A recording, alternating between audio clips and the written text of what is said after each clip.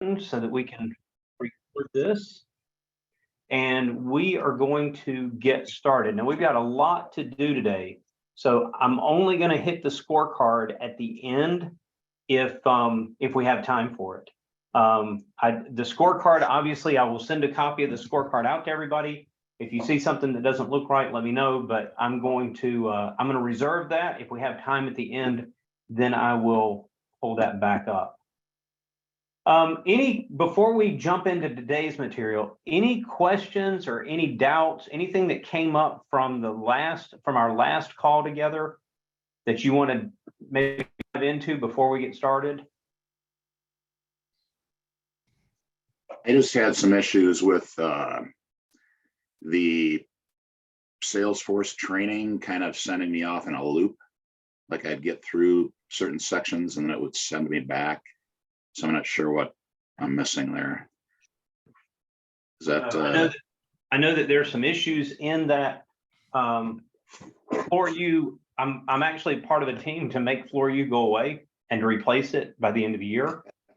I mean, it's a good system, but it's not a great system. I mean, it's dated like a lot of other things. And the company that stands behind it is a learning management system that's not really interested in tailoring it to what we're trying to do. So we're just going to move over to another one. But Dave, if you have trouble and you can't get through it, I mean, like if it sends you in a loop, but you can get back out, then I would say just kind of press through. But okay. If it's something that's preventing you from moving forward, let me know, because I don't want that to be a stumbling block. Okay. All right. Thanks. Yeah. Any other questions? All right. So the very first thing that we need to do is we need to see who has taken a moment to memorize the company story slide order. So this is one of the pieces of homework I gave you last week, and it's my every hope, it's my every intention that you should be able to look directly at the camera, and you should be able to say, my job, promise, serve, map, reviews, BBB, stars, trusted, installation video, choice direct, custom, choice direct versus easy, happy, build it. Custom's not in there anymore. It throws me every time. So I want to see who has this, who can do this by memory. My job, promise, serve, map, reviews, BBB, stars, trusted, installation video, choice direct versus easy, happy, build it. Who wants to give it a shot? Hello. All right, let's see. Dave, I saw your name flash up first. What do you got? All right. My job, promise, service, map, review, BBB, stars,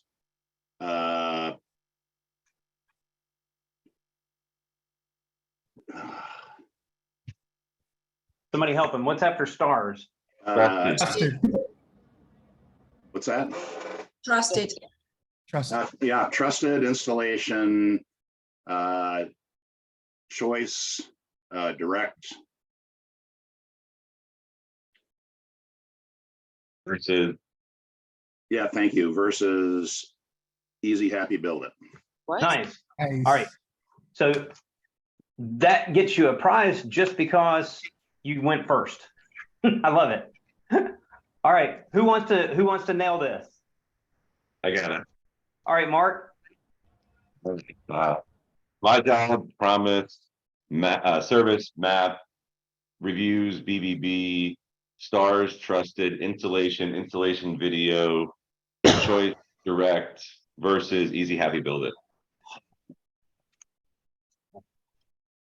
I love it. All right. Who's next? I know mommy wants to do it. Let's go. I can hear look at the smile. She's just so happy. All right. Okay, I will try.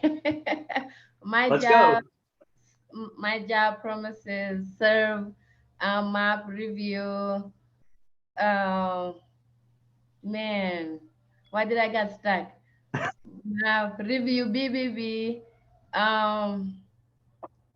trust, installation, choice, direct versus easy, happy, and bold. All right, good. I think you missed stars, but other than that, you had it nailed. Good, good. All right, somebody else. All right, I'll go. All right, Jack.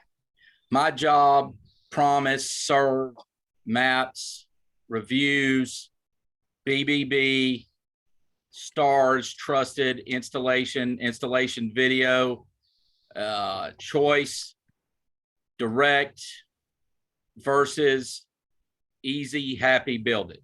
Yes, I love it. Oh, that Prevagen worked. Okay. That's what we call money right there. So I want to get one more and then we're going to move on. One more. Who feels like they can nail this? I'll go, Arlen. All right, Karen, All right, ready? bring it home. The pressure is the pressure. My job, promise, serve, map, reviews, BBB, stars, trusted, choice, direct, versus easy, happy, build. That's got everything but installation, but Oh, I'll take it. shit. Yeah. Okay. Because okay, that's right. Trusted, install video. There we go. Nice. All right. So look, when I came through, there was a big dude that was standing at the front of the class. And if you did that, he'd go, "Spark." I'm not going to do that to you guys.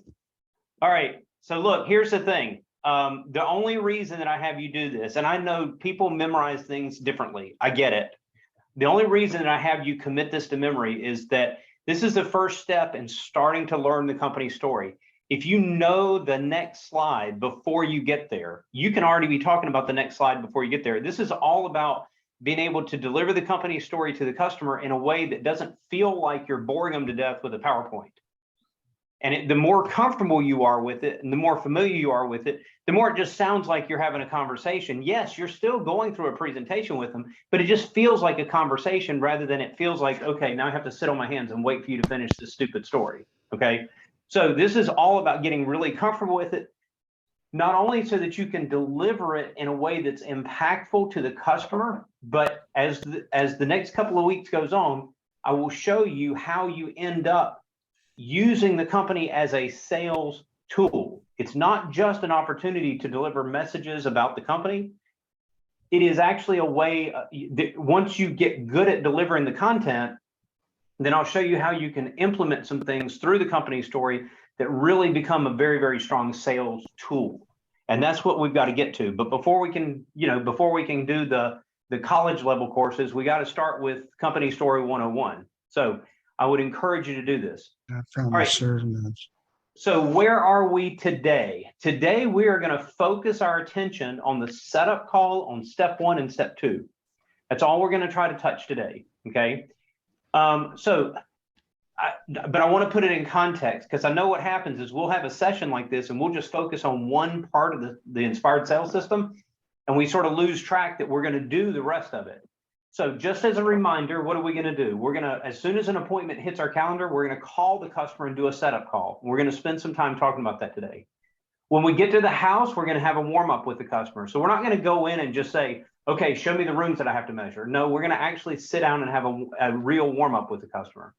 Then we're going to inspect the space with the customer. We're going to inspect the space and learn what it is that they want in their floor. What is it that they don't like about the current floor? What are they trying to do? So this is all part of step 2, right? Now, so this is all we're going to cover today are these first 3 diamonds.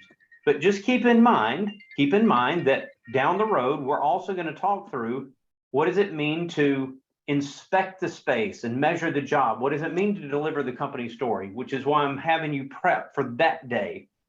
What does it mean to present how we install things and present product? And then what does it look like to close the job, right? Actually make the sale. So just keep in mind that all that stuff is coming. Today, we're only going to take time. We're going to focus our time on these 3 elements: the setup call, step 1, step 2. Okay. So let me ask you guys this question. As a matter of fact, I'm going to dump over to the whiteboard. And while I'm doing this, let me just ask you guys, what is the purpose of doing a setup call? Melting the shield ice. Okay. What else? You can be prepared and be more precise when you're presenting to a customer. All right, so be prepared in what way? I'm not opposed to it. I just am looking for more information. Try to find out more about the product, what the, what their, not product, project is. Yes. Just more information that you can prepare for the call. Figure out the scope of the project. Yeah. When done correctly, it'll also help you go ahead and get any current objections out of the way. Okay. All right, so I want to Make sure you have everybody at the appointment that you need there for decisions. all right. Know what the customer wants. What was that? Try to get to know what the customer wants, like start a project. I'm going to call that, let's see. It should info? improve their commitment to the appointment. You can head off some competition too, if you handle it right. Tell me about that. So if you seed it right, then and they like what you're talking about, and maybe they're getting ready to call some other people for estimates too, they might just wait and see you, and you got a shot at it without competition. Beautiful. All right, so that I want to camp out there for just a minute. In the setup call, what is my primary objective? What is, if I don't get anything else done in the setup call, what is the number one thing that I'm trying to do? You want them to get to look forward to meeting you. Connect with Prevent them from looking at others. That's it, right? So Chris just said it. I think that was Chris. Because look, it's hard enough to learn all the names and the faces over Zoom, but I'm also trying to remember the voices. It's a whole thing. All right. So I think Chris just said it. The primary thing, the number one thing that we're trying to do is to get the customer to stop Googling other people. Right? Just quit calling other people. Now, that doesn't mean that you've got a guaranteed sale. It does not mean that you have a guaranteed sale. You still have to put in the work and make the sale. But with the setup call, if you do the setup call right, then the customer should be excited to meet you. Does that make sense? I mean, it should be something that, they get off the phone. Chris has called me and he said, hey, this is Chris from Floor Coverings International. I'm so excited to meet you. He goes on, he does a setup call. And when I hang up the phone, I'm sitting there thinking, I don't want to waste my time with a bunch of other people. I'm going to let Chris come and see what he has to say first. And then if I feel like I need to get another estimate, I will. But, he sounded like he knew what he was talking about. So on average, I'm not talking about every individual person. On average, how many quotes do you think people get before making a decision about flooring? 3. 2. I've heard 3, I've heard 8, I've heard 2. What else? Yeah, 2 to 3. Okay. This might surprise you. On average. 4. Wow. They have so many. On average, people get some, I'll just call it 1.5 quotes. That's it. I'll just call it 1.5 quotes. So for the person that you see that got 3 quotes, there's 2 other people out there that are only getting 1 quote and they're making a decision. Flooring is a pain in the butt. I'm sorry, but it is. What does it normally look like? Who has bought flooring in the past? Who's bought flooring? All right, so Linda, you've bought flooring. Like in 2 minutes, can you kind of walk us through what that process looked like and how long it took to get through the process? Yeah, I mean, I did, this was years ago, when I lived in a prior home, and made multiple calls to get somebody to call me back. I think I called a few different folks and trying to get some flooring estimates. This was somebody, and I think it was the local, not Empire, but Express Flooring, which is out here in Arizona. They came to the house. I did an appointment with them. and there again, for me, time is money. I did make a decision that day because I had spent time kind of trying to get through to other people, didn't get a lot of calls back, got somebody in the house, looked like they had a reasonable product, reasonable price, and I moved forward with the job. Nice. All right. Look, there's one quote. There's a one quote decision maker right there. That doesn't mean that, that she got taken. That's not a judgment. I might judge her and say, I might judge her in the favorable sense and say, good job for not wasting a bunch of time. Right. I mean, it's just the reality is people don't want to deal with this. So you're going to run into people. Yes, you're going to run into that guy that needs 8 quotes. Okay, good. Let him get 8 quotes. I don't care. But the reality is you are going to run into a bunch of people that if you pull this off right, I make it sound like you're trying to get away with something. If you do this right, then you ought to be able to, in a good setup call, you ought to be able to create enough excitement that they actually want to meet with you and that they might decide to quit Googling other people. Okay. Arlene, do you think that people like kind of get an idea first by Googling themselves on what they want or how much flooring is going to cost? And okay. Absolutely. You're gonna run into, the internet and HGTV, they're great things, they're horrible things. It's all of the things put together, but you're gonna run into people that have pictures from Pinterest, that have pictures from, that they've looked up. They've got samples that they've gone to other places. You're gonna run into all that. And then every now and then you're gonna run into that person that says, I really don't know what I don't know what I want. I don't know what I need. I need you to help me with this. Okay, good. All right, so you're gonna run into all of them. All right, so I want to hit one thing on the setup call, and I'm going to dive into this one point, okay? Because to me, this is a point that I'm trying to keep you from falling into a pothole, right? And some of these potholes are pretty big, and they're hard to get back out of. So, Linda, since you were so forthcoming about sharing your story, is it okay if we have a little fun? Is that all right? Sure. Okay. Sure. So if I make a setup call to Linda, and I want you guys to listen to the wording really, really carefully, right? Hi, Linda, this is Arlen Brady from Floor Coverings International. How are you doing today? Hi, Arlen. Good. How are you? Good. Hey, I see that I've got an appointment with you for this Thursday at 3 o'clock. Do you have a couple of minutes that you can walk me through the scope of your job? Sure. Perfect. Hey, by the way, I don't really want to waste my time. Is your husband going to be there so that he can help make a decision? Yeah, my husband will be here at the house. All right. What do y'all think? You just lost her there. That was a little rough. Yeah, that was rough. That's a no. Yeah, that's what that is. All right. That's the nice way of saying that. Okay. All right. That's a big turnoff right there, right? That's a huge turnoff. All right. How about this? Hey, Linda, are you going to be home alone? Don't say that either. That might be even worse. Don't answer that. All right. So what am I saying? I'm trying to help you realize that words matter. Words matter. And you don't want to be the creepy guy that asks questions that way. Why are you trying to get other people there? So that a decision can be made. Okay. That day. All right. But do I want to ask the customer if a decision maker is going to be there? No. No. All right. So think about this. Decision. Okay. I put everybody there. Decision.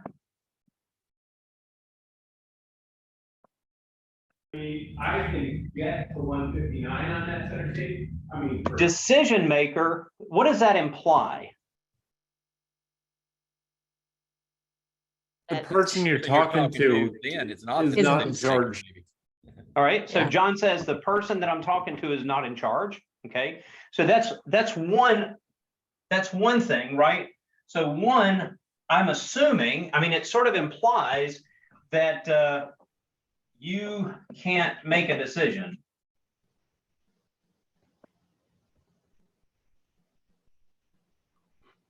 It also implies that you think you already have the sale before you've shown them anything or even been there.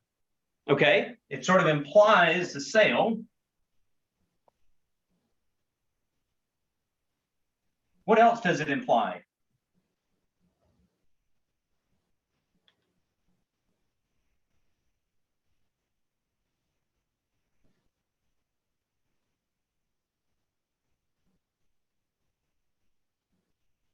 It also Pressure. implies that somebody is going to make a decision. Mhm. Okay. Well, most of the people that call you are going to set it up as, oh, we're not making a decision right now. We just want a quote. So when you turn around and say, well, are all the decision makers going to be there? I just told you we weren't going to make a decision. We're just getting a quote. Right? All right. So I want to share some terminology with you. I want to share some wording. To be honest, you can use whatever words you like. I don't like decision maker because of the negative connotation that it brings. Instead, I want to ask, and this is a question I normally ask. I would much rather ask, is anybody else, is there anyone else that you would like to have input into the project? Okay. And what do I mean by input? Well, somebody that would like input into the style, design, maybe color, how we're going to install it, or some input on the price. Okay. Now think about how that rolls off the tongue a little bit better.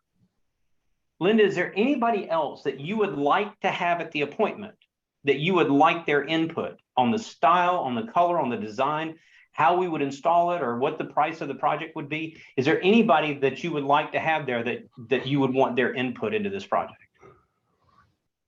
Right now, she might say, yes, my husband. She might say, my sister. She might say, my mother. She might say, a designer. Or I value my neighbor's opinion, or I have a great aunt that is really good with this. Okay, so I'm not limiting it to a spouse. I'm simply saying, is there anybody else there? Is there anybody that you would like to have input into that project? She says, yes, I do. Well, then I'm going to ask her straight up, well, are they available at that time? Because I'm going to bring all the samples to your house. I'd love it if they could be part of this, so that you have a much better experience and they can see everything that you're seeing. See, now it's not about me. It's not about me forcing a decision or talking about a decision. It's about me trying to set up a great shopping experience for the customer. And let's invite anybody that you want to have there. You want your second cousin to be there? Great. Bring them in. Does that make sense?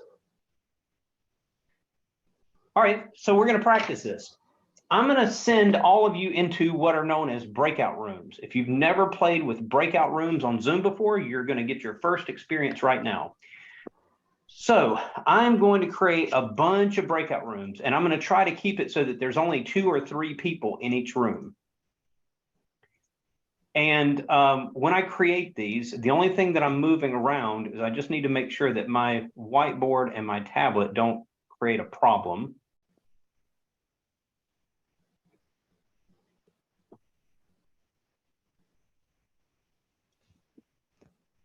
Let's see here. Move to room 20. Move to room 18. Otherwise, I'm not trying to load these in any particular way. I just don't want, I don't want, like, if you go into a room and you're trying to listen, I mean, all of a sudden you're stuck with the whiteboard and it's not really helping you. Let's see, move to 20. I'll only have to do this once today. All right, so let's see. Somebody's on iPhone 41. Who is that? That's me, Bella. Can you hear me? Yep, we got you. Perfect. Okay, awesome. My service was cutting in and out, so I had to transfer to my phone. No worries, no worries. Okay. All right. Is there anybody that is like using their camera on their computer, but using their phone for audio where you might be disconnected from each other? I don't see it. All right, good. So this should work. I'm going to give you guys about 10 minutes in the breakout room. And what I want you to do is practice a setup call with your partner. Practice a setup call. Now, if you're the customer, I really want you to give open and honest feedback with the person that you're with. Open and honest feedback. Tell them, hey, that came across creepy. Okay, look, you really shouldn't be afraid of hurting each other's feelings. that's okay. I would much rather that you tell somebody that sounded creepy so that they can fix it, rather than then they get on the call with a real customer and it's like, well, you've lost that appointment. So give people really open and honest feedback. As a customer, how did that setup call make you feel? And then, work in the other direction. You're going to have about 10 minutes.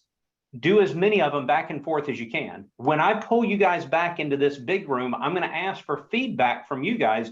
What did you hear your partner say that you really loved? What did you hear that, you might not say that again? It's okay. The only reason I want to share this with the big room is so that everybody has a chance to learn from each other. And I mean, with 50 people on the call, I can't do the practice here. So we're going to break up into small groups. Any questions? All right. So you should have a notice on your screen to join the breakout room. Off you go. And I will see you guys in about 10 minutes.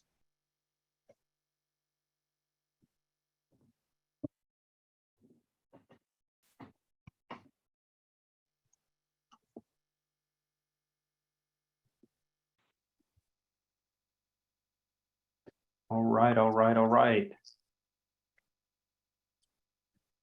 We've got about a half a minute left for everybody to come back.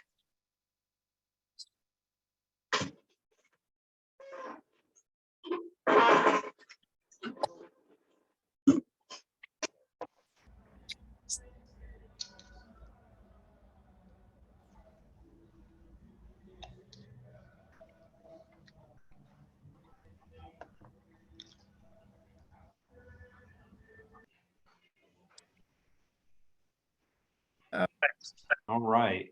Okay, here we are. All right, gang. So I'm looking for feedback. What did you hear that you loved? And you're like, hey, I got to steal this. I don't know. You can share. What did you hear that you didn't like? Or maybe it was you that said it and you can sort of report on yourself. What did you hear that maybe came out of your own mouth that it's like, I wish I could put those words back. What do you think? I know, I didn't do nothing. All right, let's see. Leslie, we'll start with you. I didn't ask for like how they found out about it, right? And that's kind of important. So I know if they are Googling other companies or they just want to quote. So I left that out. Okay, all right. So let's I'm gonna jot that down because I want to hit that. All right, what else? Blake just straight up asked if I was excited about getting it started, which I thought was great. A way to build an excitement. I wasn't sure how to do that when I saw the bullet point. So I liked that. Okay, good. What else did you guys hear? I think I have Michael with Brittany. So Michael was doing the setup call and he did great. He asked Brittany where did she live, why she want to change her carpet, and she asked he asked Brittany they didn't have any idea of what kind of carpet she wants, and that was very interesting. Like he tried to get to know the customer before they make the appointment. Nice. So already starting to build a little bit of a relationship. I like it. Yeah. I like it. What else did you guys hear that you liked? For me, Arlen, it was not necessarily what someone would ask me, but personality and genuineness. I was with Wendy.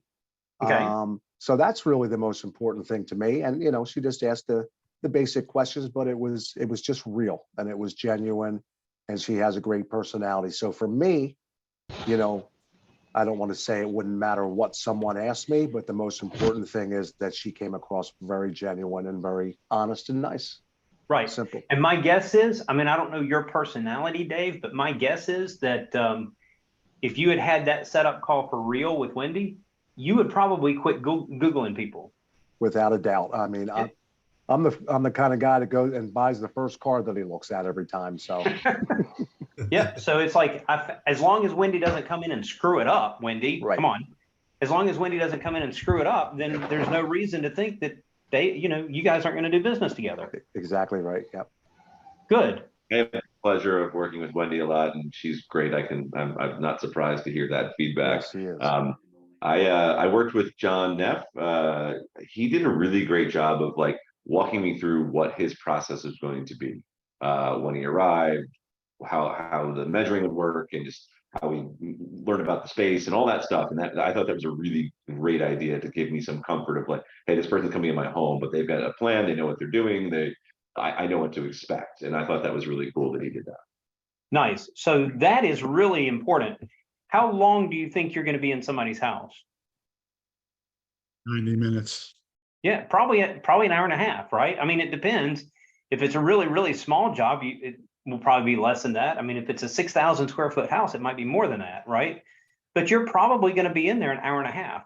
So if you just tell the customer, by the way, I need an hour and a half to do this, they're probably going to hang up and say, I don't have an hour and a half. But if you go through like John did and explain, this is the process and what I'm going to do, and I'm going to bring all these samples out, we're going to look at samples together. And, you know, for a lot of people, it normally takes us between an hour and a half to sort of go through. I don't want to rush you. I set aside this much time on my calendar so that I don't rush you and don't feel like you're rushed. It changes the way that the customer perceives it, right? It's not that you need 2 hours to do this. It's that you want to set aside a couple of hours so that the customer doesn't feel rushed. Then they feel like they're being valued and they feel like their time is being valued. Does that make sense? Yeah. It's all in how you word it. It's all in how you word it. All right. How about some things that you'd like to warn the rest of the group not to do? Did anybody come across as a creepy uncle? No? All right, good. Good. All right, so Leslie, you brought up the point of how did you hear about us? Why do you think that's such an important point at this stage of the game? I guess to try to find out where you kind of stand if they're, I don't know.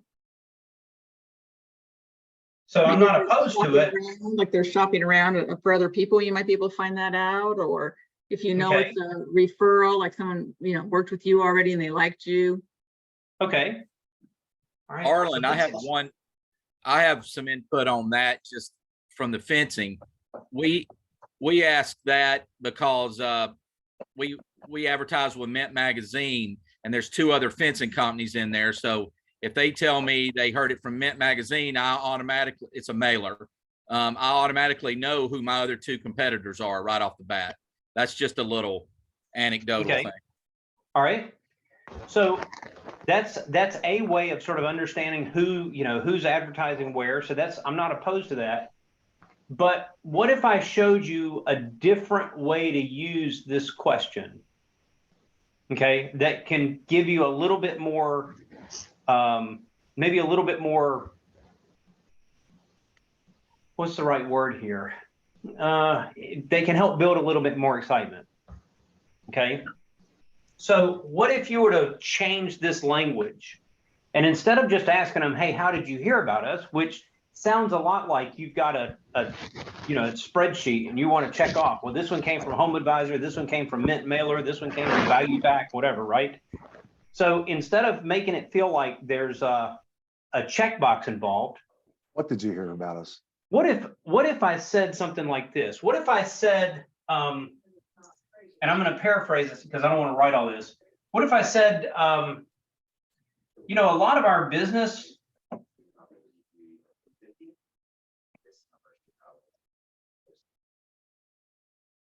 comes from referrals?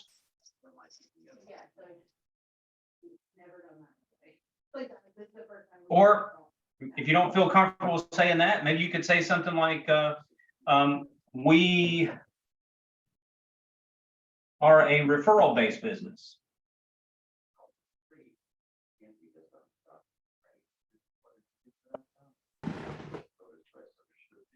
Right? So if Something we like say a lot of our, if you don't mind, if we say a lot of our business comes from referrals, how do you turn that into a question? All right, good, Leo. All right. You say, who do I So have here's to the thank for question. sending you our way? Who Do I have to thank do for sending I you our have way? to thank?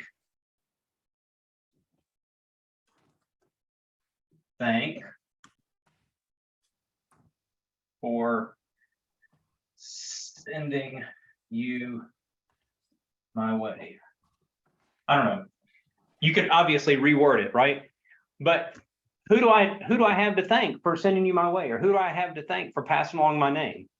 We're a referral-based business. Who do I have to thank for passing along my name?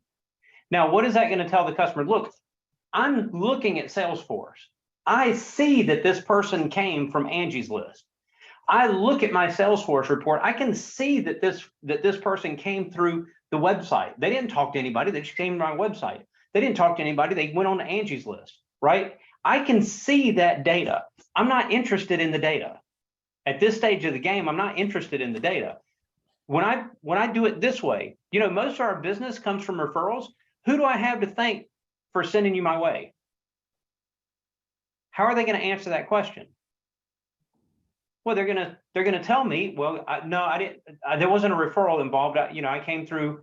I found you on Home Advisor. I found you on Thumbtack or 3 Ships. Okay, I found you on the internet. Okay, great. That's all I want to know. Okay, but what does that put in the mind of the customer? Plant the seed for them to refer you once you do a good job. They already know that I'm going to be asking for a referral down the road, right? What else does it do? It also lets Sure. the feeling that if you get referrals, the deal people are well. happy with you. That's right. If most of your business is coming from referrals, well, you guys must be really good. Everybody's talking about you. Everybody's talking about, okay, look, you can reword this. This is not word for word. You might say, most of our business comes from word of mouth. I don't know. It's the same thing. I'm not trying to give you exact word for words, just, put it in your own language. But instead of simply asking, well, how did you hear about us? If you were to tell them, hey, look, a lot of our business comes from word of mouth. We're a small locally owned business right here. Who do I have to thank for sending you my phone number? Bam, there you go. And now it just sort of sets up in the customer's mind, oh, wait a minute, this is a referral-based business. Ooh, these guys must be really good. And they know that when this project is over, I'm already setting it up that I'm going to be asking them for a referral when it's all over with. Leslie, thank you for bringing that up. Good. All right. So let's move on. So we've done our setup call. What's sort of the next thing on our list? Well, the next thing on our list is we got to go do a warm-up. So let's get to the warm-up.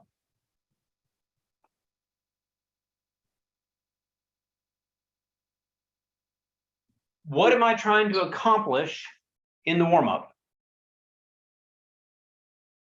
The ice. Ground. Yeah, I want to build some rapport. I want to melt the shield of ice.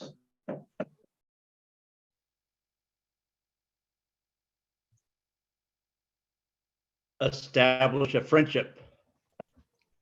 Yeah, if I can get that far, that's great, right? Bring out the objection. Yeah, I'm going to get to that. Okay, I'm going to put it over here. It's true. I just might not do it the minute I walk in the door, but that's 100% true. Okay, what else? Main objective is to have them talk about themselves, their family, their life, their wants, their needs. Absolutely. All about them. Dave, what is my favorite topic? Arlen Brady. That's exactly right.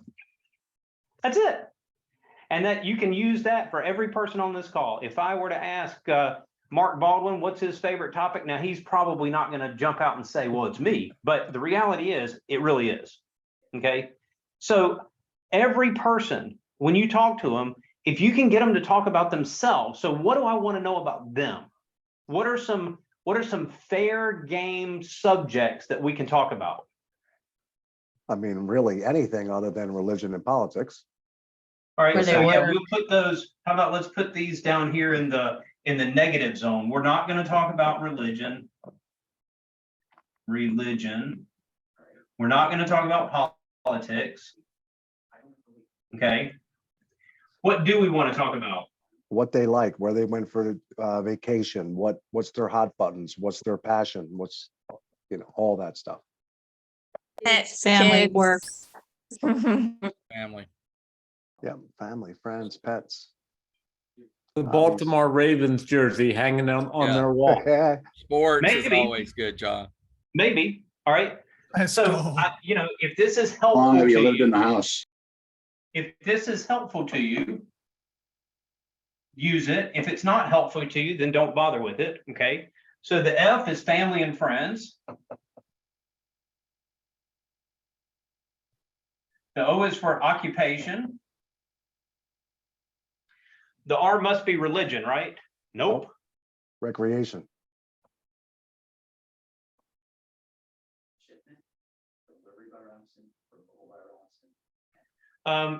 The M is motivation to spend.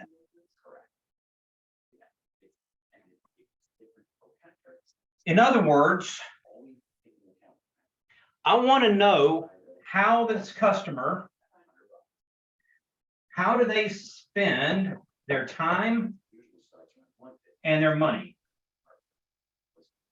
If I can figure out how this customer spends their time and their money, if I can figure out what it is that drives them to actually want to devote time from their schedule, or if I can figure out what actually motivates them to pull cash out of their wallet, then that's going to help me when I get to the company story and I start personalizing this and making it all about them. Yeah, we'll get to that down the road. But now I've got something to work with. Okay. All right, good. Now the S is sports.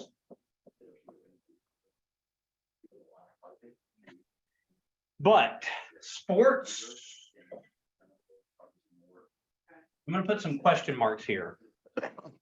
And the reason that I do this is because who am I trying to get to know? I'm trying to get to know the customer, right? I'm trying to get to know the customer. So let's see, John Neff, you mentioned a sports team. Who's your favorite sports team? Baltimore Ravens. All right, so if John walks up to a house and they've got a Baltimore Ravens flag hanging outside the house, y'all are going to talk about the Ravens, right? Guaranteed. Yep. How much are you going to learn about the customer? Not a lot. Probably not much. Okay, so this is where sports, you have to be careful with sports. Now, if you find out that this particular customer, every home game, they've got season tickets and they go and they've got a tailgate and you know, you find out that this is the one time, this is where they connect with their family and with their friends, and they'd always do a barbecue at the tailgate. And now you're getting to know a little bit about their family. You're getting to know a little bit about them. Perfect. Absolutely wonderful way to talk about sports. But if you end up spending 20 minutes on the draft and who are the Ravens going to get and where is this quarterback going and whatever else, you haven't learned diddly squat about the customer. This is not just, so it's one thing to say we're going to build rapport and we're going to build a friendship. It's one thing to say we're going to have a great time just shooting the bull with one another. It's another thing entirely to say I'm going to learn something about this customer. And that's what's important, is to learn something about this customer. Another aspect of sports of my ad is that, and I've seen my Bear, my franchise owner going, and he's a baseball player. He's got kids that are in sports. You see little, you ask about or see pictures of their family playing sports. Is, oh really? How long they've been doing that? So you get them talking about their family in sports, and yeah, my daughter's a great baseball player, and she's got a scholarship. My daughter was a great runner. She went to nationals. She got a scholarship. Those types of things. Getting them talk about their family and kids as far as getting into sports. I mean, 100%, 100%. If you can use sports as a way of getting to know their family, if you can use sports as a way of getting to know them better, then that's where I say sports 100% use it. But if you catch yourself where you're not really learning about the customer, instead you guys are having a 20-minute conversation about the sport or about a particular team, just ask yourself the question, am I really learning something about this customer? Because that's what I'm trying to do in the warm-up, okay? That is what I'm trying to do. We talked about religion and politics as being a no-no, right? Another no-no in the warm-up, I don't want to talk about their project. I don't want to talk about their floor. It's too early. I'm not saying we're not going to talk about it. We are going to talk about those things, but I don't want to talk about it in the warm-up. Now, I know, because I've run thousands of appointments, I know that you're going to run into customers that's what they do. And the reason, I mean, they do it because the industry has taught them that that's what, all contractors are really busy. Nobody wants to sit down and have a chat. We just need to get right to it. So you ring the doorbell, they come to the door and they almost grab you by the hand and say, okay, this is the room that we're looking at.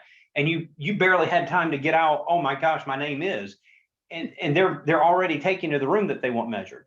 Okay. Sometimes you just have to let the customer get that out of their system and then pause and find a way just to ask a question about something in the house.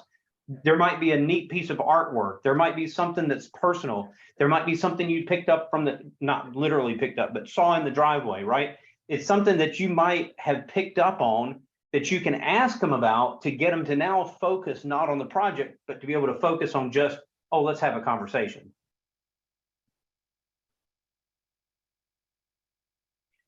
Questions about this? Yeah, Arlen, when I did the ride along with the neighboring franchisee, she said some customers were, they're short of time and they're busy.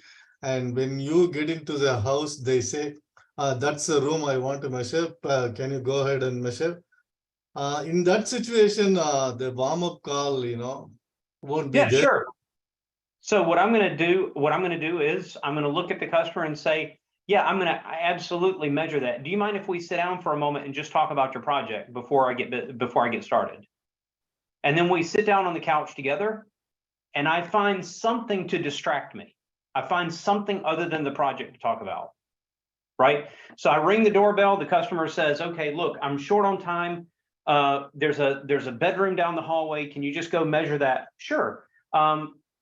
Let me just find out first, how much time do you have, right? Because this is a process that I don't want to rush you. I mean, I'm happy to go as fast as you want me to go, but I want to make sure that I'm not rushing you, particularly when it comes to picking out colors and picking out product.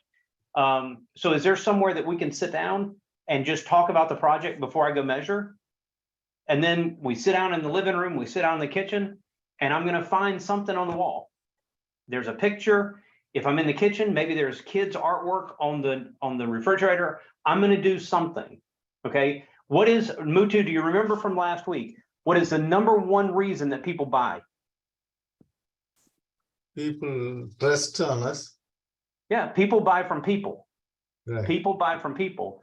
So the customer doesn't know that this is our process, right? And every other contractor that this customer has had come into the house, the contractor walks in and immediately goes to the room to measure. We're the ones that are different.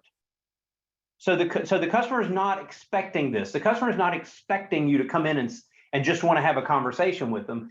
This becomes a skill that you have to develop to be able to just sit down and have a conversation with somebody. Yeah, makes sense. Okay. Yes. I remember one elderly couple that we ended up doing a big carpet job for them. I walked into the house and they immediately said, okay, I want the master bedroom done. I want the living room done. I've got two rooms down here. And they were walking down the hallway and I just stopped right there in the foyer. There was this glass cabinet right in the foyer and it had all these beer steins in the cabinet. Now, who would display a cabinet in the foyer unless it was something that they wanted people to see? So this is a prominent place to display these. And I just stopped and said, hey, these are really cool. Did these come from all around the world? Because I mean, every one of them looked very different. And we stood in the foyer. Yes, it would have been better if we could have sat down, but we stood in the foyer and this guy talked to me for 20 minutes about how he had been in the Army. And each one of these was from a different place that he had been in the Army, and he had been a sniper in the Army. And then he started talking to me about all the different kills he had. And that got a little interesting. It's like, I want a discount because I had seen the back of somebody's head. Never mind. That's a whole different thing. So, but we went through, it was just a great, what was going to be, okay, run me down the hallway and measure. We ended up spending, I say we, because I was training a design associate at the time. So the two of us were in there. I mean, we just had a ball talking to this guy, he and his wife, and what they were doing. And okay, great. But it would have been a very different appointment if we had just walked in and gone down the hallway and started measuring. All right, good. So we want to build some rapport. We want to melt the shield of ice, build a friendship. I know some people talk about finding things that they have in common. I like that. You know, if I find something that somebody has in common, that's great. For me personally, I love finding something that's different. I like to put the customer in a position where they can educate me on something, because I'm going to turn around and educate them in a moment. But I really like going to a house where the customer can educate me. I remember the customer's names were Matt and Sarah. I remember going to Matt and Sarah's house, and when I walked up the driveway, the garage door was open. I didn't go in the garage because that felt a little weird. But I could see from the driveway that there was a bunch of scuba equipment in there, the wetsuits hanging, and there were tanks and all sorts of stuff, scuba gear, you know, flippers for the feet. And when I rang the doorbell, you know, they invited me in, and I said, hey, I noticed, you know, I wasn't trying to be nosy, but I noticed in the garage, there's a bunch of scuba equipment. Do you guys scuba around here? Because, you know, do you go down to Charleston? What do you do? And we spent, I don't know, we probably spent a half an hour. He walked me back into the garage, and he was explaining to me the difference between this regulator and that regulator, and, you know, all the different equipment. And I started asking him questions about, well, how do you know what the right regulator is to buy? And why would I ask that question? It's not like I'm going to go pick up scuba. I'm trying to get a sense of how he makes decisions about what he's going to buy. So he tells me about how he, you know, there's industry experts that he trusts. I'm like, okay, I'm putting that one in my pocket. There, you know, he'll go and look at reviews of products. I put that one in my pocket. Where do you think this stuff is coming back out? In the company story, when I have an opportunity to talk about how we're the industry experts. Just like when you buy your scuba equipment, you want to trust an industry expert. I get to reviews. Remember, you said something about, you know, you always look at reviews. We'll take a look at our reviews, right? So if you can figure out what motivates somebody to spend their time and their money, it gives you a window into how they make a purchasing decision. And you can, obviously, you can help the customer see, look, I'm not here to try to manipulate somebody. I'm not here to try to get somebody to do something they don't want to do. To be honest, I'm not even here to try to make a sale. What I'm trying to do is help a customer make a good decision. If I understand what process they use to make the decision, then I can help tailor what I'm doing to fit their decision matrix. Arlen. Yes. I think one of the neatest things to do really is to honestly, maybe even both of you, but to forget, to almost have the customer forget why you're there, that you're, you know, that you're just enjoying spending time with the other person. 100%. Yeah, I think that's pretty nice thing to do. So, you know, really put them at ease and just let them know you're just a regular person, just like they are. And people are gonna open up to you in ways that you just had no idea, right? They're going to tell you about family members that just died. They're going to tell you about, I mean, people are going to share with you because you're the first person that has sat down and is willing just to spend 20 minutes and just let them talk. Right. Nobody does that anymore. Oh, just text me. Text. Yeah, right. Text is a crappy way of communicating. It just is. Okay. All right. So in the warm up, you know, these are all the things that we're trying to do. The other piece of this puzzle is that, yes, we're trying to get the objection. What do I mean by the objection? What is this? Whatever, I won't say it, BS reason why they're not buying today. That's exactly the way I describe it, right? This is what, you know, why are you not going to buy?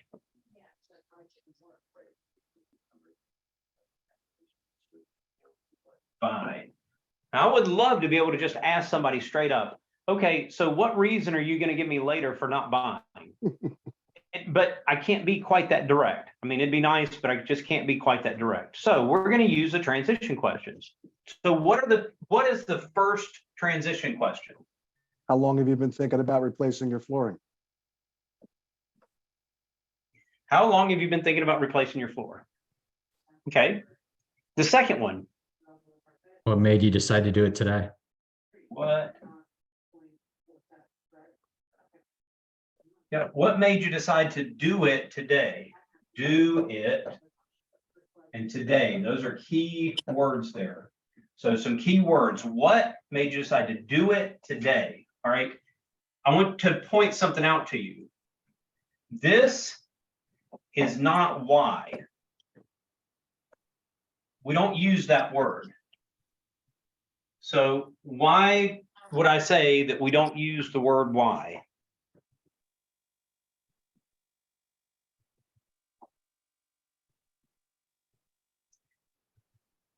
In the English language, and maybe it's different in Spanish, but in the English language, the word why tends to put people on the defensive.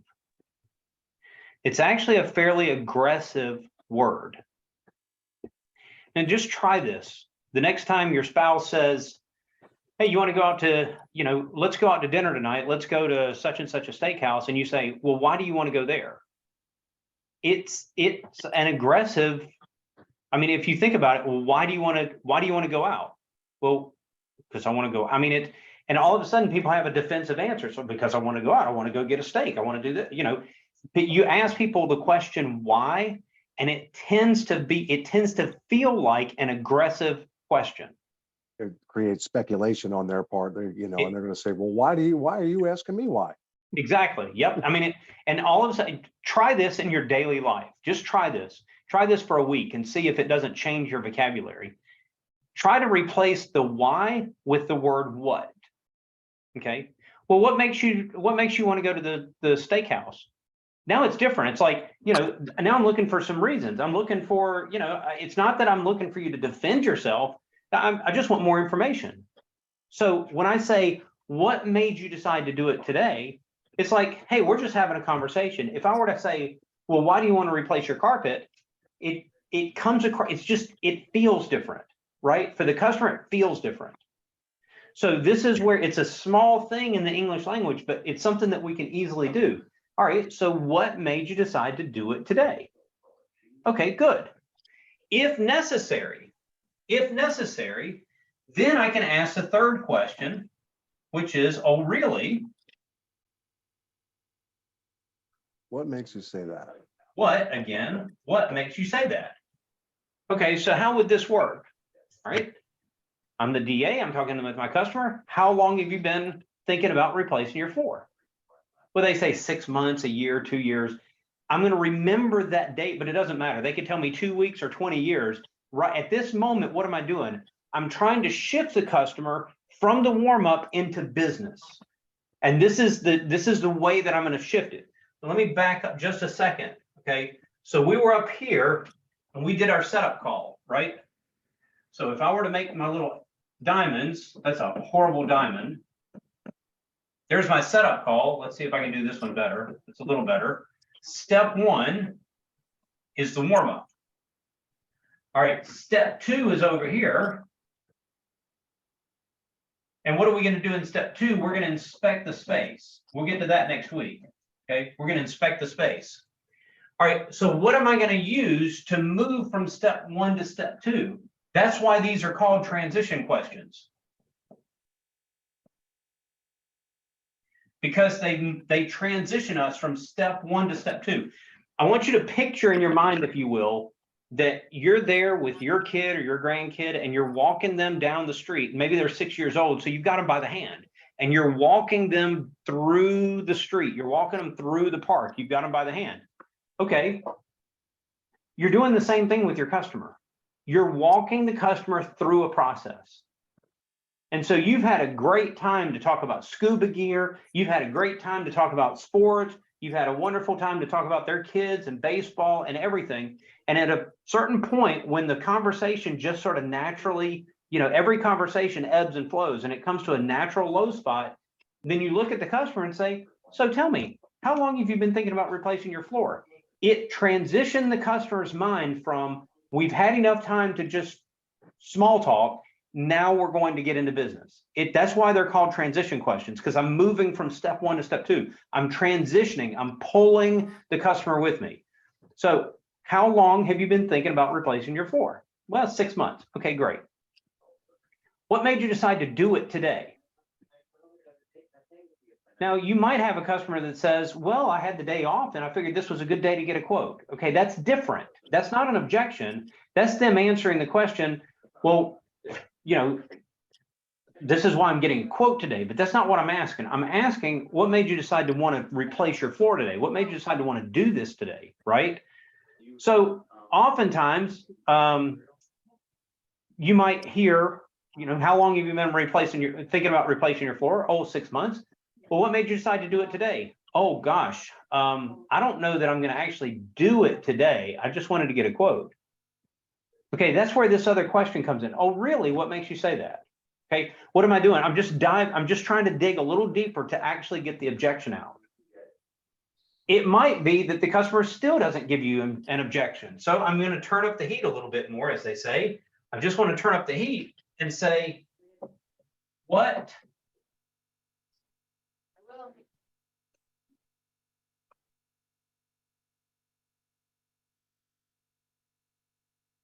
All right, so we got that. What made you decide to buy from me today? Well, wait a minute. Now that's really turned up the heat. All right, so let's think about how this might play out. How long have you been thinking about replacing your floor? Oh, gosh, I don't know, a year? Well, what made you decide to do it today? Oh, I don't know that I'll do anything today. I mean, you know, I just wanted to get a quote from you. Oh, really? What makes you say that? Well, you know, it's not usual for me to buy on the first day. I'll normally get 2 or 3 estimates before I do something. Okay, great. Let's go look at the space. See, I've got the objection. I don't need to ask the last question. I'm just going to go because I've got the objection. Once I get it, I move forward. It's not like I have to ask all of these questions. These are questions that are teed up for you to ask until you get the objection. Once you get it, you move on. Okay, well, let's think about it. Let's do a different one. What made you how long have you been thinking about replacing your floor? Oh gosh, 2 years. What made you decide to do it today? Well, you know, today really seemed like a good day to have you guys come out. Oh, really? What makes you say that? Well, I had the day off today and I'm trying to get a bunch of stuff done. Okay, do I have an objection yet? No, I still don't have anything. All right, well, I'm going to dive into this pool again. Well, what made you decide to buy from me today? Oh, well, wait a minute. Now I've turned up the heat a little bit. What made you decide to buy from me today?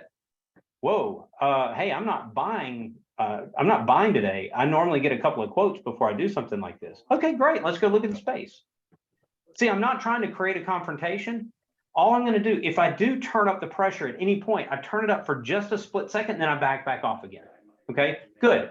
What made you decide to buy from me today? Oh, I'm not buying anything today. I just want to get a quote. Okay, we're getting quotes. Good. Then let's go take a look at the space.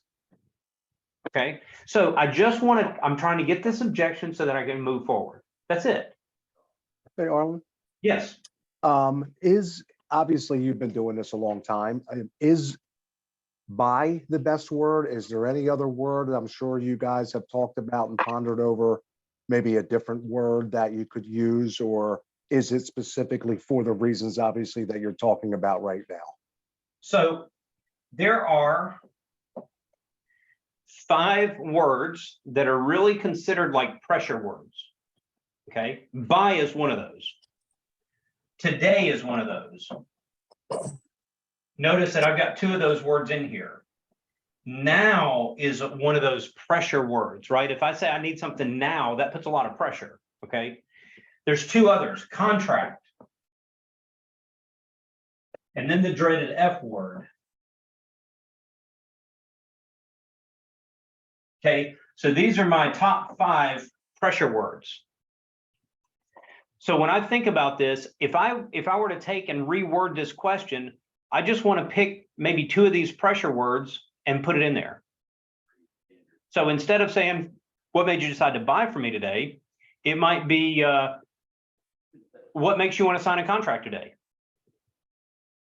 Oh, crap, a contract. I mean, that even coming out of my mouth, it feels like a lot of pressure, you know? What makes you want to sign a contract now? I mean, it's like, oh crap, what are you talking about? Right? And it's just, so what am I doing? I'm purposely taking any 2 of these, pick 2. If you've got to go back to the well here, pick 2 and put it in there. Hey, Arlen. Hey, Art. Oh, go Yeah, ahead. Linda, and then Yeah. we'll go to Dave.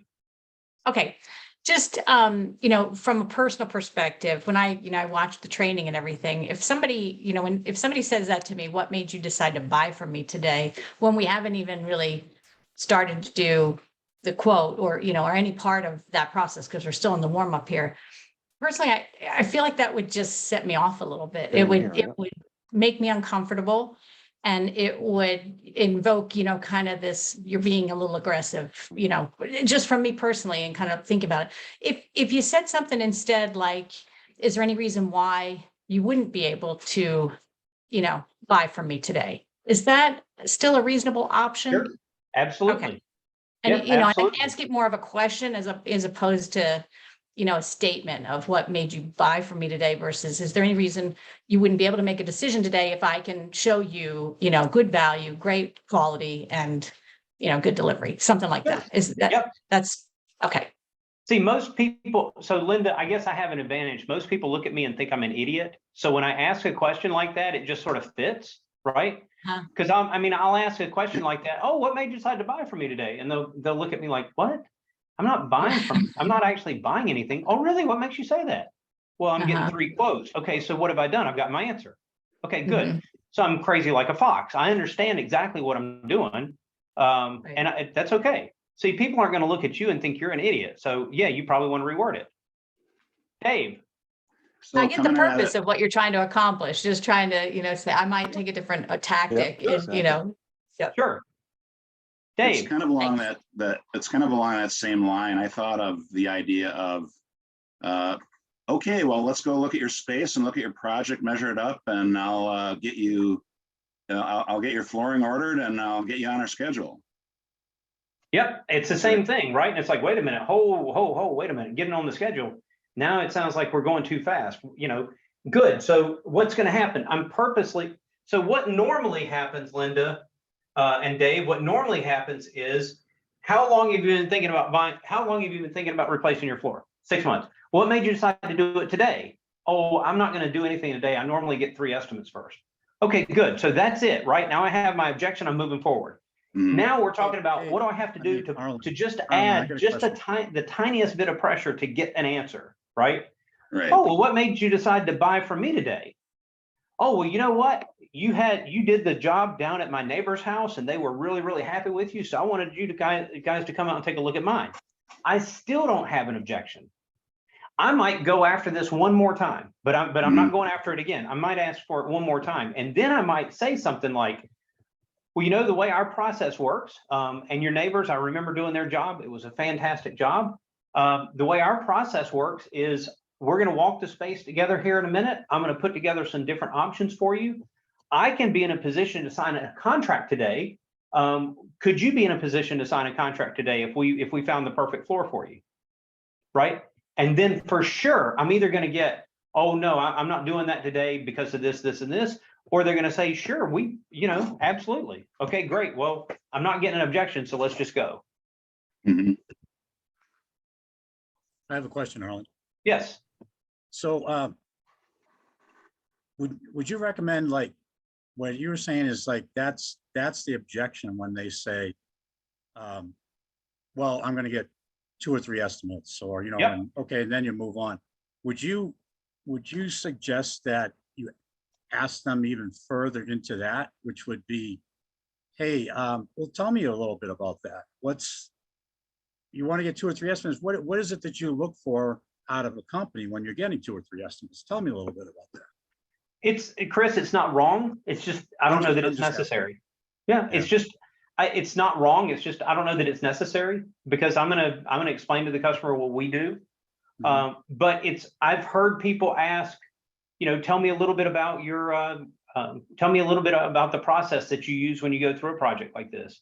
I've heard people ask, and I think this is going to be even more and more important, as the baby boomers move on, like, into retirement homes and whatever, as the baby boomers move on, and you've got a lot of younger, less experienced home improvement people in the market, it's not a problem to ask somebody. You go into somebody's house and say, is this the first time you've ever done a home improvement project? Right? Okay, great.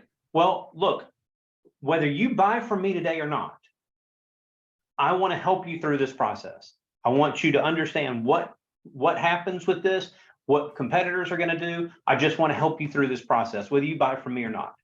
As a matter of fact, if you decide today not to buy from me, I still want to be able to serve you. If you get other quotes and you want me to come by and take a look at them side by side, I'll be happy to do that with you. That question that Chris asked and what you're talking about, I love that.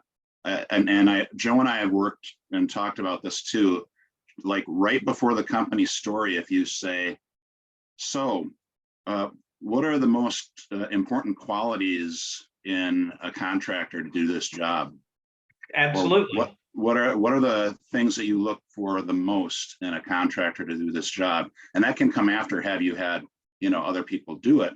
But Sure. if you get them, some people don't know. Yeah. But then they think 100%. about it and they're like, oh, like integrity and honesty and, you know, whatever it is. And then Or you they- can play or they that think right into it's the all about company price. story. Yeah. Yeah.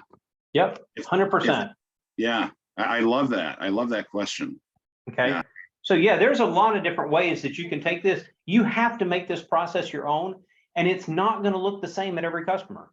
It's just not. So what I try to tell people, I'm trying to give you guys like a skeleton to work with, and there's a lot of different things that you can bolt onto this skeleton. Okay. All right. So we ask our transition questions.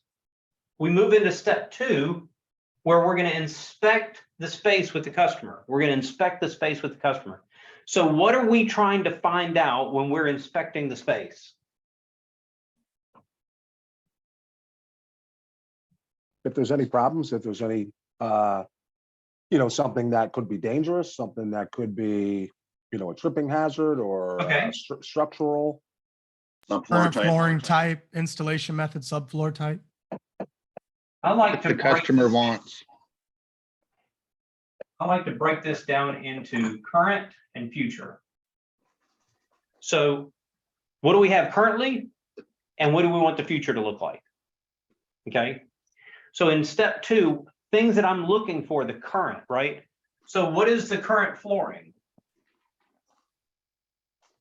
How was it installed? Okay. What is the subfloor? What kind of trim is there? Okay, what else? What else? What else? What is it that the customer likes and dislikes about the current floor? I also want to understand, I had it and I lost it. Oh, I also want to understand, you know, what are the things that I'm going to have to move? For example, you know, I'm looking around the space. I've got a desk, I've got a chair, I've got a bed. If I'm in the bathroom, there's a toilet I've got to move, right? So I'm starting to already put in my head, these are the things that we're going to have to make sure we include in a proposal, right? I'm inspecting the space with the customer and I'm already starting to look at what is it that I'm going to have to include. Okay, so what is the current floor? What is the current subfloor? Anything else on the current that you guys can think of?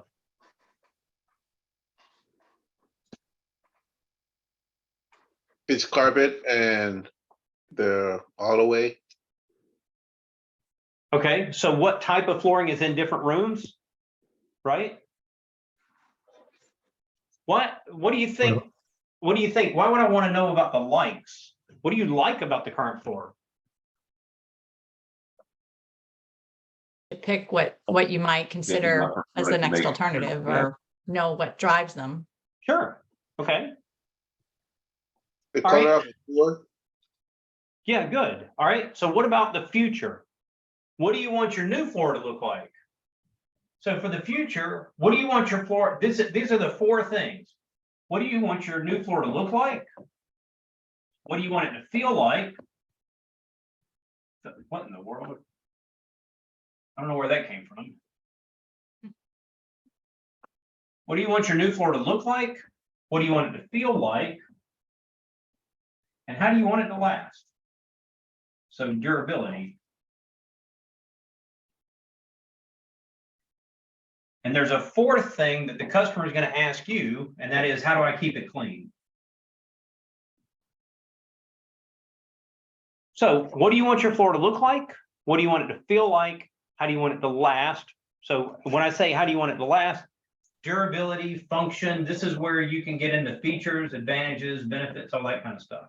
Okay. So I want to share with you guys, and I will send you a copy of this sheet, but I want to share with you guys a little worksheet that you're more than welcome to use. You're more than welcome. I'm going to send it to you in a Microsoft Word document. So you're more than welcome to change it. But this will give you sort of a starting point. This will give you a starting point of some questions that you can ask. So what is it that you're trying to accomplish in this space? In other words, you know, it's a bedroom and you're going to leave it a bedroom. It's a bedroom and you're going to convert it into an office, or it's a big room that you're going to convert into a media room, right? What is it that you're trying to do? What is it that you're trying to do with this space? What do you want to do with this space? The second question, what is it about your existing floor that makes you want to replace it? So this is where I'm trying to get the likes, the dislikes. This is what I love about this. I love this color, but I hate the way that it's worn out, or I hate this color, but I like the way that it cleans, whatever. Now, this third question, let's say that they've got carpet and they want to go to hardwood. Well, what is it about hardwood that makes you want it instead of carpet? Okay, you'll notice that none of these questions have the word why in them. Why do you want to replace your floor? Well, that sounds pretty defensive, doesn't it? Well, what is it that makes you want to replace it? That's a whole different question. When the project's complete, it's cleaned up and all the furniture is back in place, what does this look like to you? Okay. The visualization question. Are you considering any other spaces or any other projects in the near future? All right, so I'm going to send this to you. Again, the reason I send this to you in Word is so that if there's other questions you want to add, I would absolutely print this out and have this on a clipboard when you go into somebody's house, and have a way of jotting down notes and marking stuff down. So if there's other questions that you want to add to this, do it. If you want to change the wording, do it. That's okay. Okay. But I'm just trying to understand, what does a customer want their floor to look like? That's the visual. To feel like, that's the texture. And how do they want it to last? That's the durability. I already have this printed off from Floor U. Yep, you do. Okay. Yep, it's the same thing. All right. There's another thing in here they had. I don't know if you're just breezing over this or this doesn't apply anymore. The SEOCS thing. Yep. No, that's there. So the SEOCS, look, there it is in my PowerPoint. I just didn't go through the PowerPoint today. So the SEOCS is you want to set yourself up as an expert. So when you're assessing the current situation, it gives you a wonderful time to set yourself up as an expert. You're walking through but don't make stuff up. I mean, I've been with VAs that tried to make themselves, they wanted to sound more educated than what they were at the moment, right? And they walk in and say, "Oh, I see this is a builder grade carpet." I'm looking at it. That ain't a builder grade carpet, dude. That's like a 50 weight carpet. This is you need to. Now you've made yourself sound like an idiot. So let's maybe back that up a little bit. But for sure, as you're assessing the current situation, you can look at the customer and say, "Look, I know we're on a concrete slab. I figured this out. I figured this out." Educating the customer. What is the current floor? How is it? What's the subfloor? How is it installed? When you can identify those things and tell the customer that this is what's going on, now all of a sudden you do sound like an expert because you're educating the customer on what they have.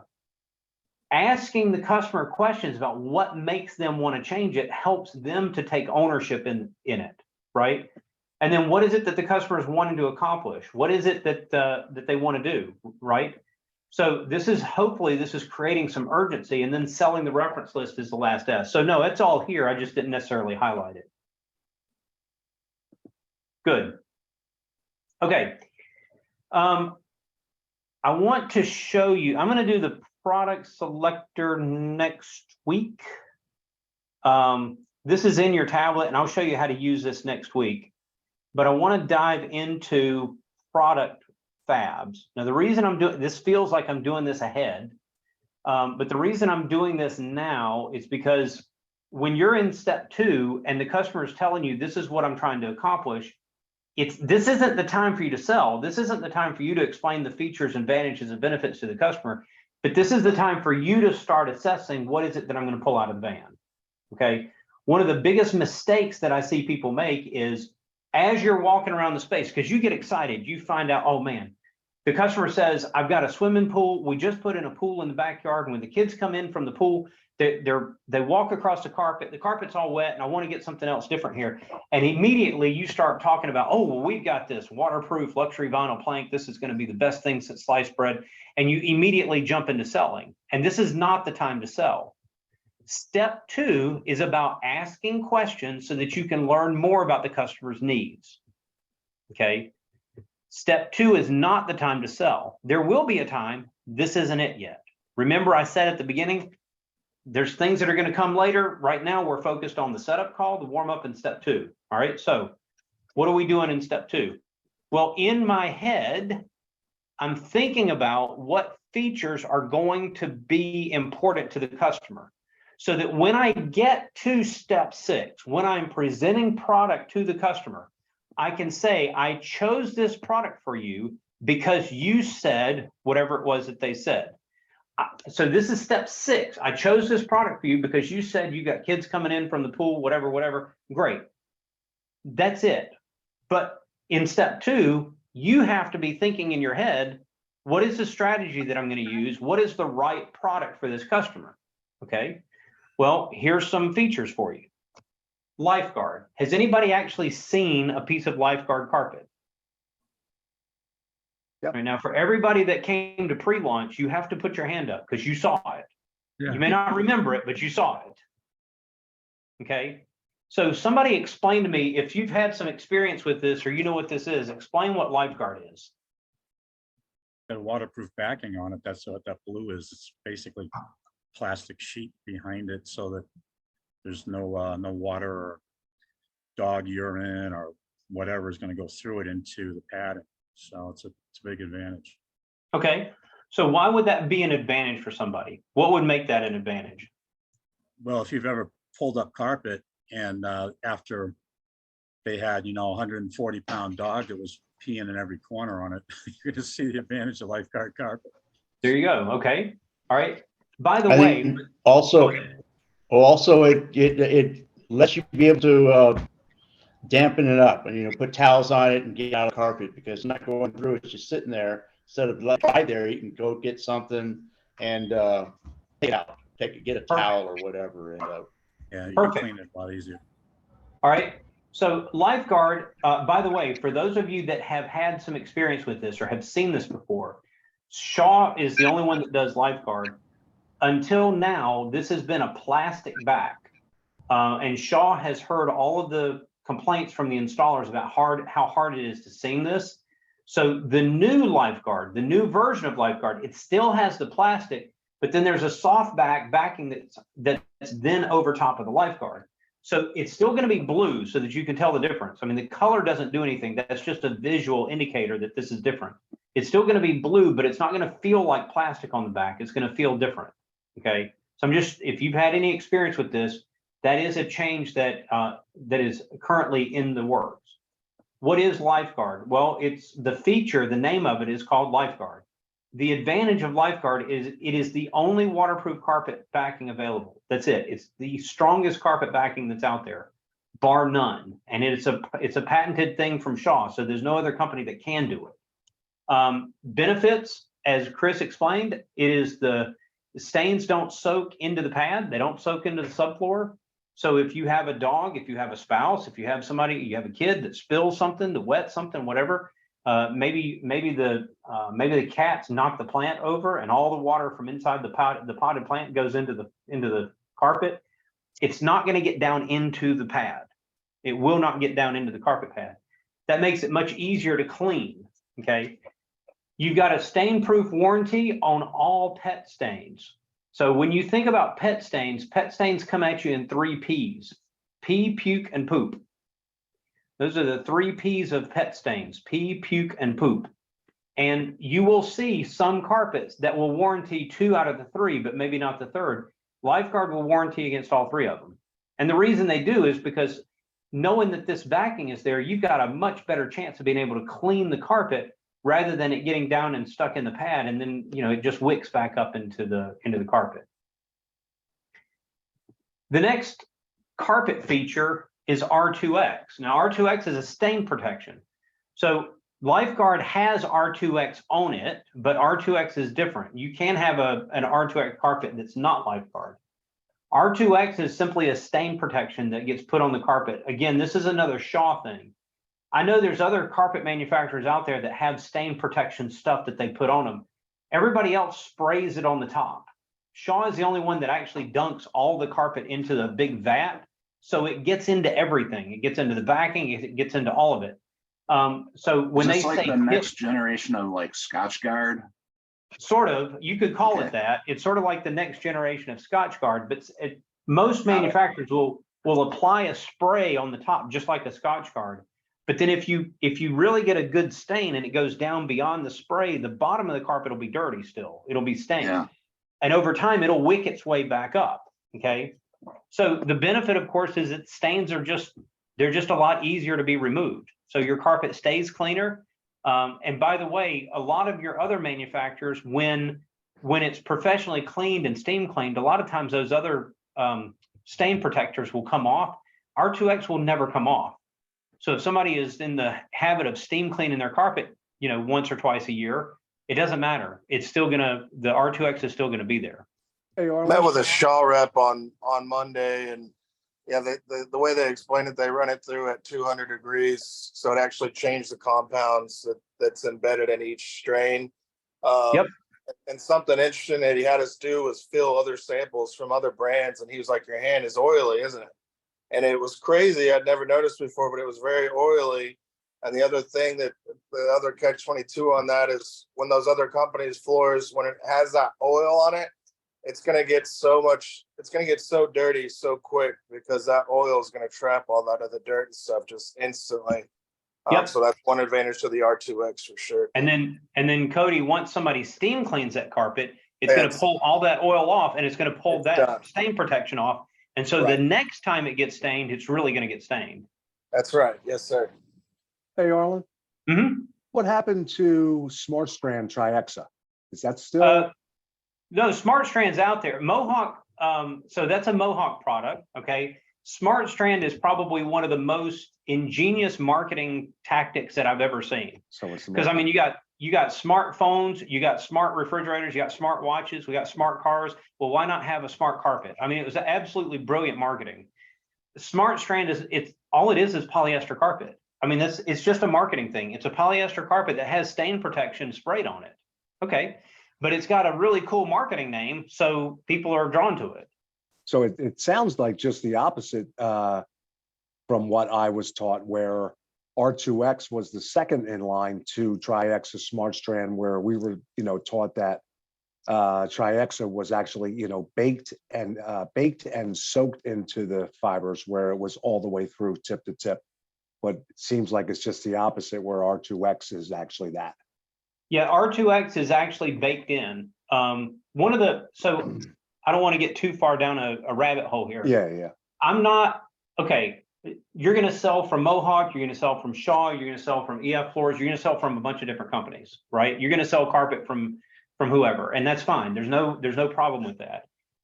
In my experience, Shaw is more transparent and forthright. What I'm trying to be nice and say is that they're more honest in their advertising and marketing than some other competitors are. And I have found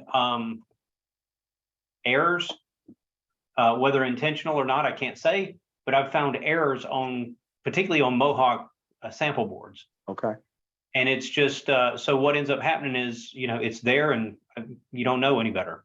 It is what it is. Yeah, it's good to know. All right, so let's see, softback carpet. Softback has an interesting story. So this is a softback carpet. And when this was originally invented, this is another Shaw innovation. When softback was originally invented, it was invented because Shaw was getting complaints, just like a lot of other manufacturers do, about how scratchy the backing was on the carpet. Okay, so why would it matter if, I mean, nobody walks on the back, so why would it matter if the backing of the carpet is scratchy? In the walls that a when they're question? trying to install it. Yeah, during the Furniture. install, right? Hitting walls, hitting baseboards and stuff when they install it. So Shaw added this extra layer. It's like a felt layer. It feels like felt. On the back of the carpets that are labeled as soft back, they've added this layer. Well, it's a brilliant layer. One of the things that happened was when they added this layer, because now it's got more adhesive, it's got another layer, they found afterwards the carpet will never stretch. It'll never wrinkle. So it makes a much, much stronger backing than just a classic carpet back. Now, I would honestly, if I went into a customer's home, I would never tell them, hey, in this carpet, we can install this carpet and not tear up your walls. Because, well, I mean, they're paying me as a professional flooring guy to not tear up their walls. So I don't really want to lead with that, but I do want to lead with this carpet will never stretch or wrinkle. Lifeguard, the same thing. It'll never stretch or wrinkle. And this lifeguard backing is now going to look and feel more like a soft back. It's just going to be blue to indicate that actually there's another layer hidden behind it. Color Guard, this is something new that Shaw has come out with. This is their bleach and fade resistant technology. All right, so if I walk into a home and I feel like there's a need for this, then maybe I'm looking for this symbol on my carpets. Why would somebody want a carpet that's bleach resistant? It's not like people clean their carpets with bleach, is it? Yeah.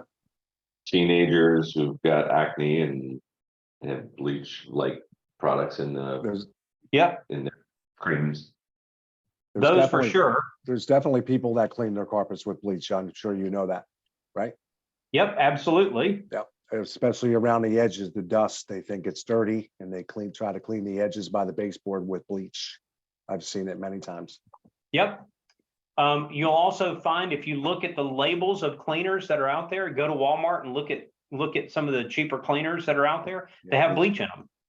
So there are carpet cleaners that actually have bleach in them. All right, then you've got hardwood. So there's scuff resist. We're gonna run out of time, so I'm not gonna have time to go through each one of these. I am gonna send you these slides so that you have all this. You've got your scuff resist for hardwood. You got premium luxury vinyl plank stuff. There's an armor bead finish. Armor bead is different than scuff resist.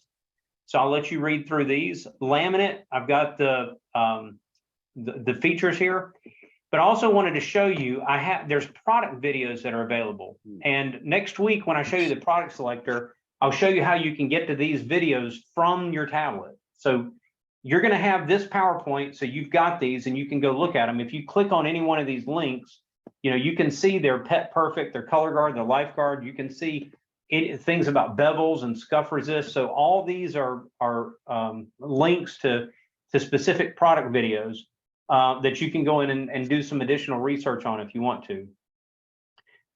Tile, like I said, we're going to run out of time here, so we may come back to this next week. I want to make sure that we get to this though. So I am going to send this over to you. Yes, it's in FloorU, but I am going to send this over to you. This is your product installation cheat sheet. And essentially the way this works is you look at, let's say, carpet. So I'm going to stretch carpet over pad. Can I do that over plywood? Yes. Can I do it over OSB? Yes. Can I do it over particle board? Yes. I might need two strips of tack strip. Okay, good. So here we are. What about Gypcrete for a second, Arlen? Yes. Anything unique? I had heard that on one of my recent install jobs or jobs I went on, but was curious a little bit more about it. So we haven't talked about it a lot. Gypcrete is like a very lightweight concrete. You'll see Gypcrete in multi-story, multifamily, like apartment complexes and condos and stuff. That second floor will be it might be a concrete floor, but it's not the same concrete that they'll use for the slab. It'll be a lightweight concrete. As a result, it doesn't have a lot of holding power, and over long periods of time, it sort of turns to dust, just like drywall does. So you're going to treat it. I mean, this is your cheat sheet here. Could I glue a hardwood floor down to it? No, I really shouldn't. Could I nail into it? No, I really shouldn't, but I could float over it just fine, right? And so that's the trick with this cheat sheet. is I can look and say, well, what is it that I'm doing? Well, I've got a hardwood floor that I want to nail down. Can I nail it down to plywood? Sure. OSB? Sure. Particle board? Gypcrete? No. What about concrete? No. All right. Could I do it straight over tile? No. So you can see here, by the way, what about gluing down hardwood? Notice, yeah, I can glue down hardwood, but, all the way over here to the right, it's engineered hardwood only. Engineered hardwood only. You can't glue down a solid hardwood floor. Okay. You can't float a solid hardwood floor. You can't tongue glue a solid hardwood floor. All right. So I'm going to send this over to you. I'll send it over in Excel so that you can play with it if you want to. You're not going to play with the content, but if you need to play with the formatting, that's okay. All right. So homework for next week. I'm going to ask you to learn the company story slide content. So go out to floor 1-1. There is a scripted company story. I'll say it again, I do not want you to memorize the script. That is not the point. The point of the script is just to give you an idea of what the main, what is the main thing on each slide? What is the main point on each slide? And I want you to start to develop content for each slide. So you see the slide that says, our promise is to provide the best flooring experience in North America. Okay, that's promise. Good. So you can read what's written there, but I don't want you to memorize it. I want you to think of how would you pitch that slide and start to put content on each one of the slides. I'm going to ask you to go through the features, advantages, and benefits for hardwood, laminate, and LVP. Continue to go on your ride-alongs. Get your 5 reference list pictures. Week 2 homework. There's a lot of week 2 homework. The week 2 material in Salesforce, the week 2 material in Floor U, adding your content to the company story. I need to take that one out. I don't know why this is duplicated in here. And our next call, which I didn't update, is next Wednesday. What is next Wednesday? 23rd. 23rd of August is our next call from 1 to 3, and we will get into the company story. So we're going to work on adding content to the slides. I want you guys to practice the setup call, practice step 1 and step 2. If you missed today and you're going back and watching the recording, here is your makeup word: space race. Space race. There it is. All right, so I have made a note of a couple of the slides that we kind of had to rush through at the end. I'll make sure that we work through that and pull those in next week. Don't worry, we're not going to miss anything. Any questions from today?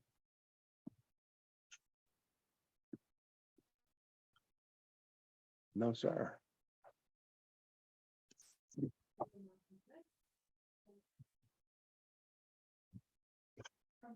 Nothing? All right, gang. Well, I will, for Inspired Sale class, I will see you next Wednesday. Thank you, Thanks, sir. Arlen. Thank you, Arlen. Good week, Alan. Take care. Thank you.